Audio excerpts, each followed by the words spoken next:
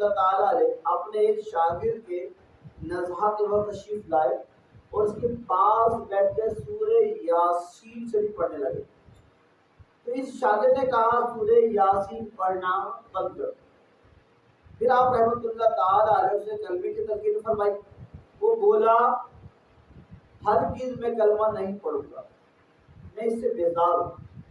بس انہی الفاظ پر اس کی موت واقع ہو گئی.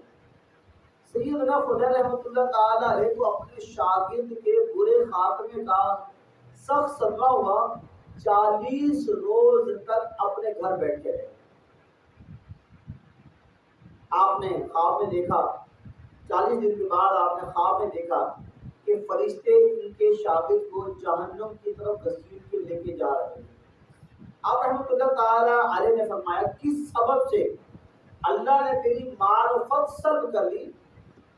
میرے شاگردوں میں تیرا بڑا مقام تھا، اونچا تھا. اس نے جواب دیا 3 عیب تھے میرے اندر. 3 عیب میرے اندر تھے.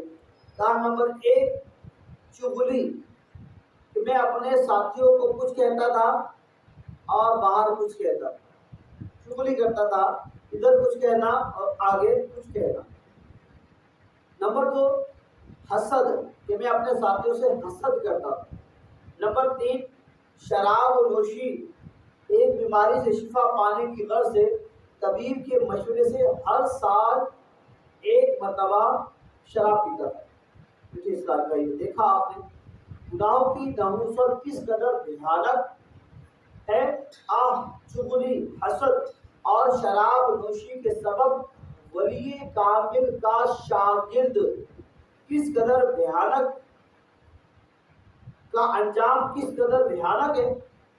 مجھے اسلامی بھائی یہ مسئلہ ذہن نشین فرما لے اور اس بات کو ذہن نشین کر لے کہ اللہ تبارک و تعالیٰ پہ رحم فرمائے.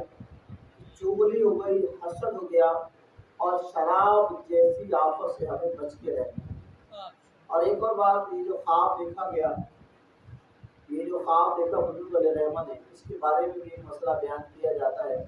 اور وہ فرماتے ہیں کہ مرتبہ معاذ اللہ اس کی زبان سے کلمہ کفر نکلا تو کفر کا حکم نہ دیں گے، یعنی کہ کلمہ اس کے منہ سے نہ نکلا تو ہم اس پر کفر کا حکم نہیں دیں گے. اب تو کلمہ ہی نہیں پڑا.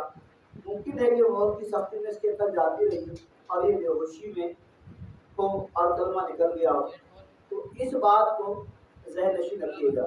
اسلام اس کے ساتھ صلو علی الحبیب صلی اللہ علیہ وسلم.